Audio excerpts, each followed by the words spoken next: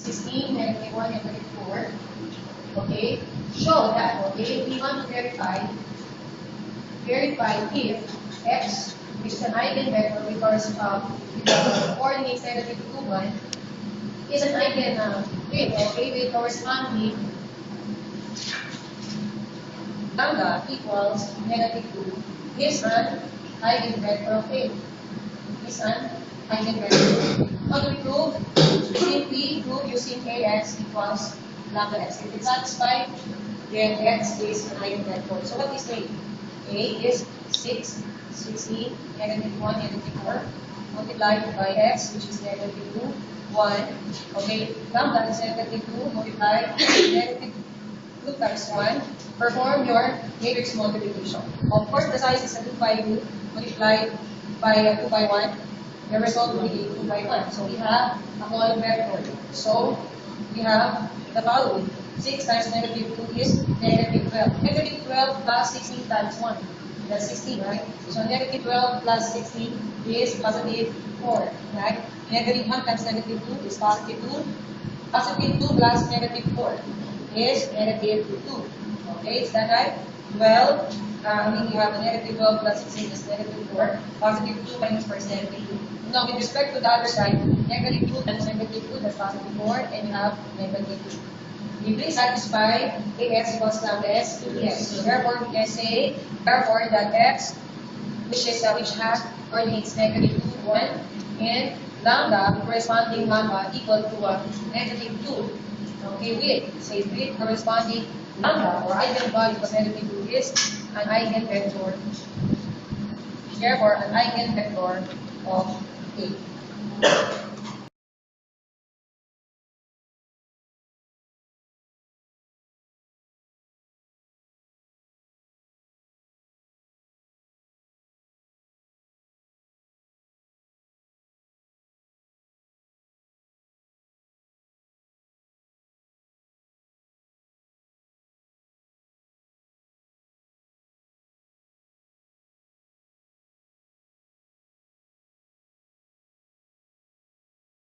Equals 1, negative 4, negative 1, 1. Now we're asked to find eigenvalue of A and also have to find x. Okay, so find. You have to find the following, okay? Now, what makes it different from the previous example? In the previous example, we're already given both, no? And all we have to do is to verify. But how do we solve for the eigenvalues and the eigenvector? First, we form what you call your lambda I. You have to form what you call a characteristic polynomial. Okay? You have to form a characteristic polynomial and a characteristic equation given by the determinant equal to 0. No? So, to give us a characteristic equation. Okay? So, in order to form this, okay, first let us determine what will be lambda I minus A. Okay, what will be lambda I minus A? The size of our matrix is a 2 by 2, right? So therefore, the identity, we have lambda, which is a scalar, multiplied with an identity matrix that corresponds to A, that will be a 2 by 2 matrix minus A, which is given by 1, negative 4, negative 1, 1, multiplying the scalar, so we have lambda, 0, 0 lambda, minus 1, negative 4, negative 1, 1. Okay, then perform your subtraction, or that will be an addition with a negative, okay? So lambda minus 1, we have lambda minus 1. We have positive 4 because 0 minus 4 is plus 4. And then you have plus 1, lambda minus 1. Okay, now, note, okay, note. What do you mean by note? Note that we do not need to perform lambda I every time that we're going to get a characteristic polynomial. What will be the pattern? The pattern is simply what? The pattern is simply to get lambda minus the elements in your diagonal. Right? Follow me?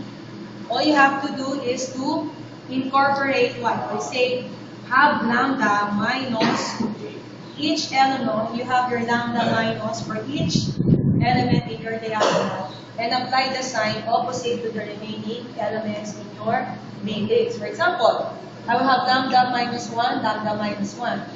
Just apply the sign opposite. If it is negative 4, it becomes positive 4. If it's negative 1, it becomes positive 1. So you excuse me. So you already have your lambda I minus a.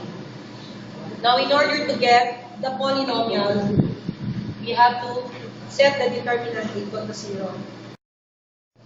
Characteristic equation, we have to get the determinant of lambda I minus a equal to 0. So how do we get the determinant? So we have 0 equals the product of the lower diagonal minus the product of the upper diagonal. So that would be lambda 1, lambda minus 1, squared minus 4. Now you have to expand, right? So 0 is equal to lambda squared minus 2 lambda plus 1 minus 4 equals lambda squared minus 2 lambda minus 3. Now we can factor this as what? Lambda minus 3 and lambda plus 1, right? Minus 3 lambda plus lambda is minus 2 lambda minus 3. Therefore, the values of eigenvalue will be 3 and also lambda is equal to negative 1. Okay? Now that you have your eigenvalues, how do you solve for eigenvector? Now, for every value of lambda, okay, form lambda, that is form your lambda I minus a multiply to x equal to 0, which is what? Which is our homogeneous system of equation.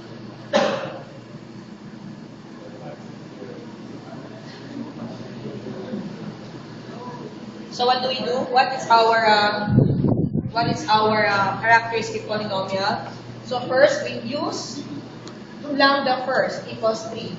Recall that we have lambda minus 1, 1, 4, lambda minus 1. Okay? We have lambda minus 1. Yeah, that's right.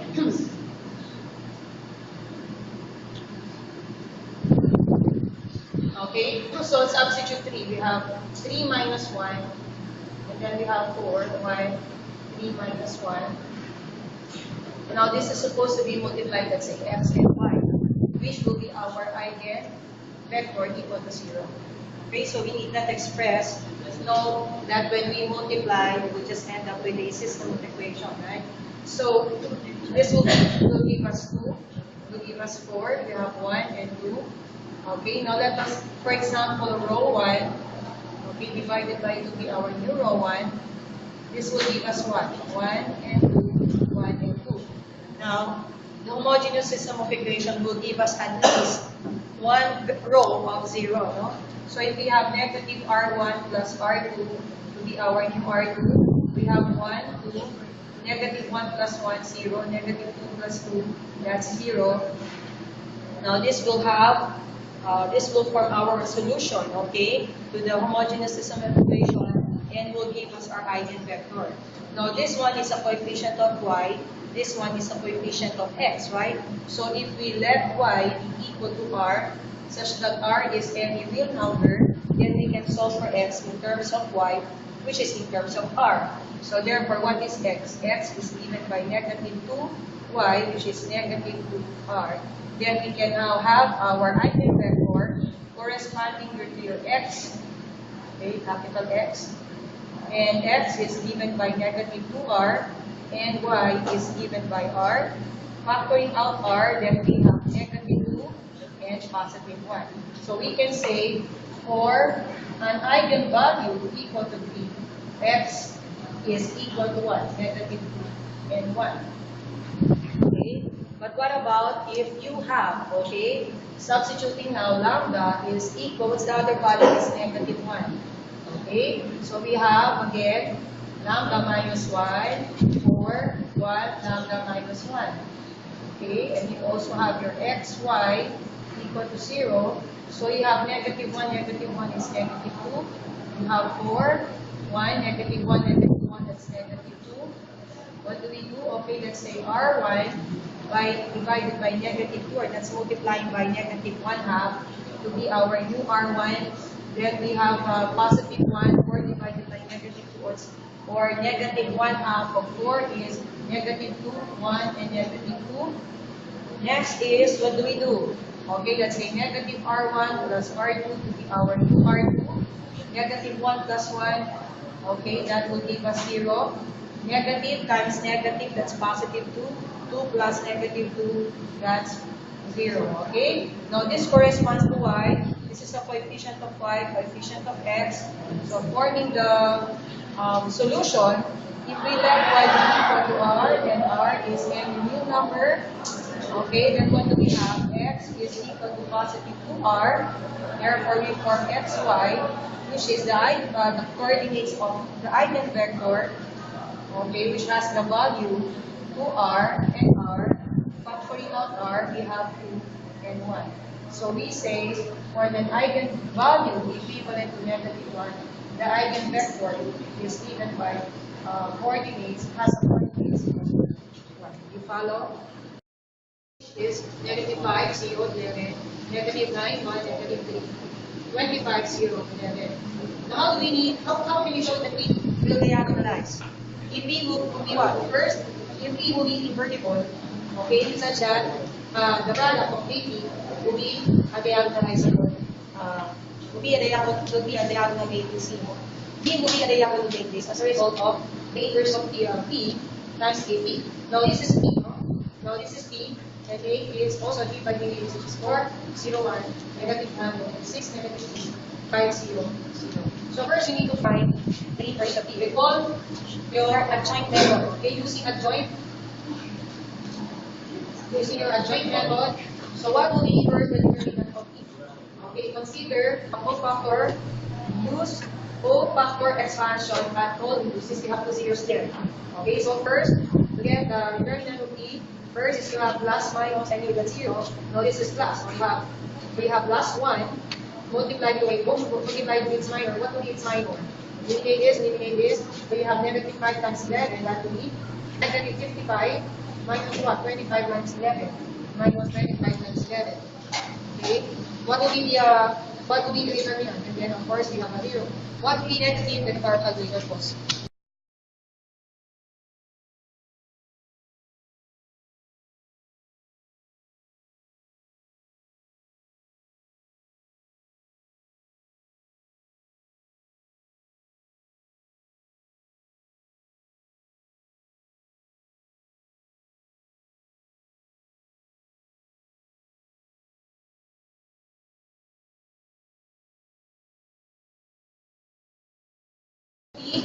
By using a cofactor table, plus, minus, plus, minus, plus, minus, plus, minus, plus.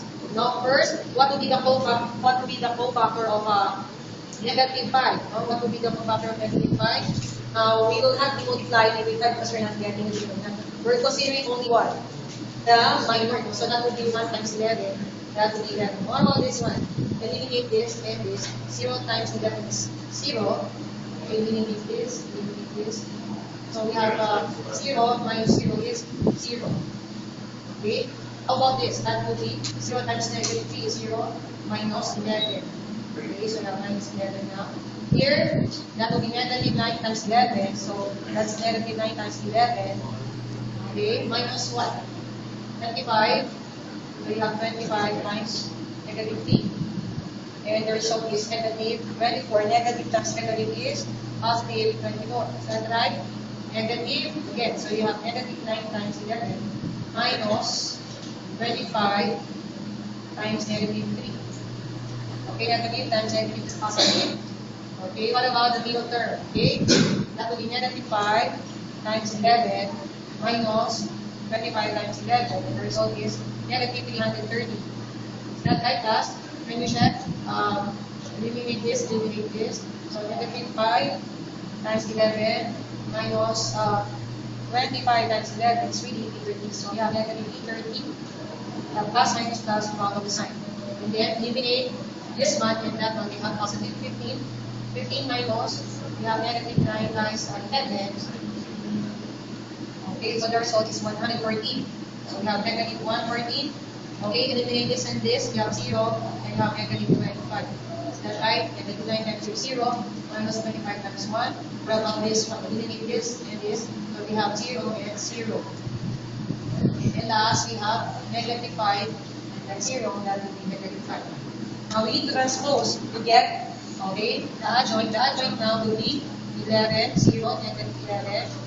You have 24, negative 3, 13, negative 1, 14. Then you have negative 25, 0, negative 5. Now in order to find the inverse, this is 1 over the determinant of E multiplied by adjoint of E. So the result will be what? 11, negative 33, no? So first you have 11 over negative 330, that's 0. 11 divided by negative 330, that's 11. 330, 24, that will be negative 24 divided by 330. And then you have positive 1. You have positive 114 over 330. And you have positive 25 over 330, 0. And then now we have negative 5, so that will be 5. How can we simplify? These are very large numbers. What would be 11? And you have negative 330. Okay, that's negative 1 over 30. 0, positive 1 over 30. What about negative 24 and 330? Okay, that will be negative 4 over 55. And then you have 1. What about 130 and 330? That is equal to 90 over 55. And we have 25 over 330. And the result will be 5 over 66, 0. And then what about 5 and 300? So that will be 1 over 66. Now if this is where B, the inverse of B, we need now to again the product of AB. Note that, recall that multiplication is non-commutative, no? So let us multiply with A. Applying now, what will be A? So multiply this, negative 1 over 30, 0. 1 over 30, negative 45 over 55, 1, 1955, 1 over 66, 0, 1 over 66. Multiply that with A, which is 4, 0, 1, negative 1, negative 6, negative 2. You have 5, 0, 0. What will be the result? It will be an A by B. So can we add? So first is we have a negative 1 over 30. Negative 1 over 30, okay, multiplied by 4, and then 0, okay, plus, we have 1 over 30, multiplied by 5. So the answer is 1 over 30. Next is, we have this one, okay, that's 0, we also have 0, and we also have 0, is that right? 0, 0, 0. Now we have negative 1 over 30, that will be negative 1. So, negative 1. Negative 1 over 30. Okay. This is plus 0. And then plus 0, so we have negative 1 over 30. Yes. Negative. We have negative 4. Negative what? Negative 45. That's 4. Negative 4, okay? Negative 4 over 55 multiplied by 4 minus 1. Okay, plus we have 90 over 55 multiplied by 5. But right, this one and then times 5. So the result is 24 over 55. Negative. Is that negative? No, it's positive. Negative 4 times 4 minus 1 plus 955 times 5. Now yes, is we have 0, negative 6, 0. So we have negative 6. So that right, 0, negative 6, 0. And then we have negative 4 over 55 multiplied with what? With 1 plus, okay, minus 2. And then 0, that is equal to negative 140 over 55. Okay.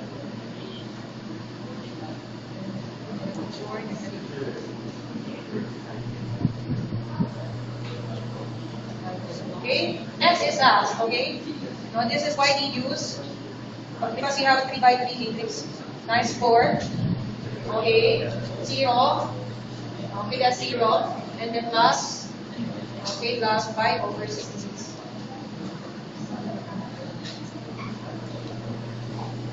Okay, so the result is 25 over 66. And then we have 0, 0, 0. And then we have last, so we have 5 over 66, 0, 0.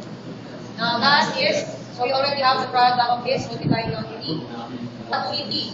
Okay, the original given matrix, and we hope that we will be getting a diagonal. Okay?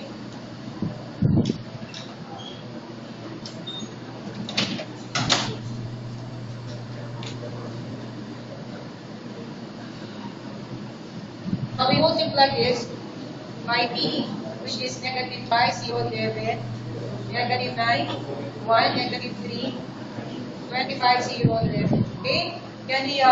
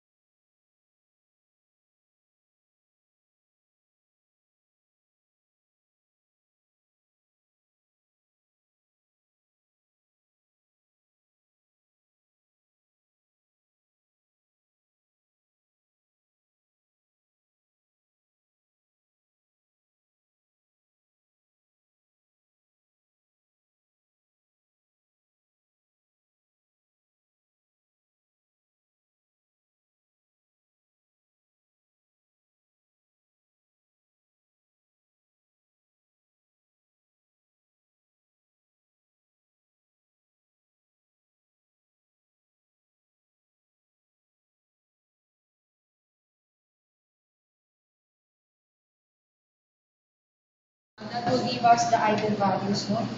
So, again, so we have 1 over 30 multiplied by negative 5. Okay, 0.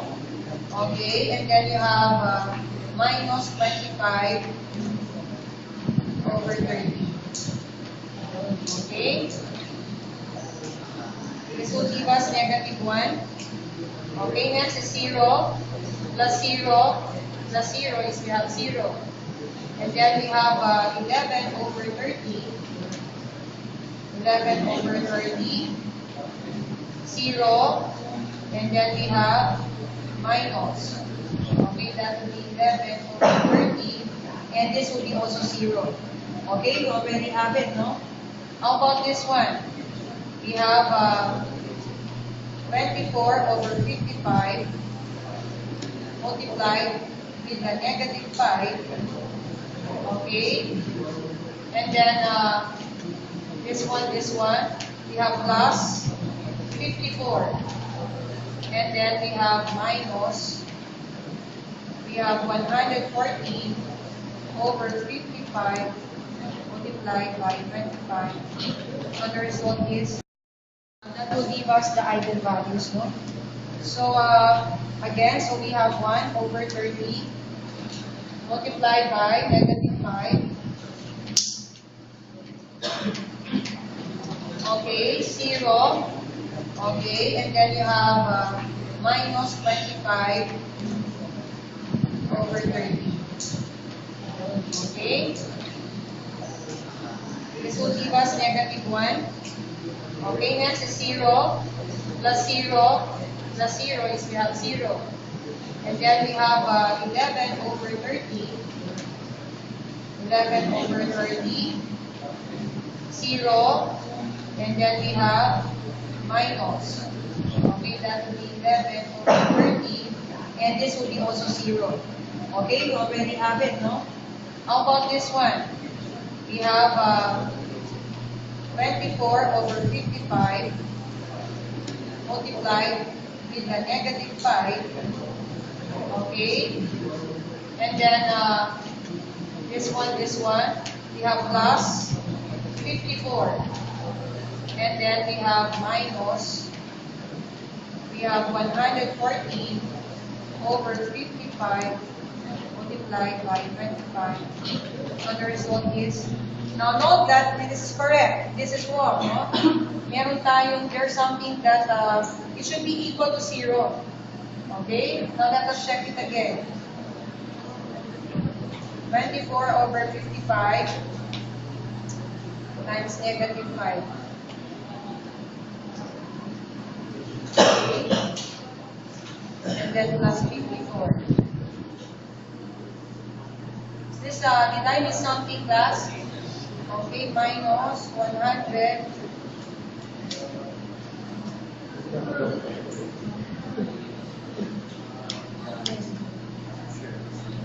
This is equal to 25.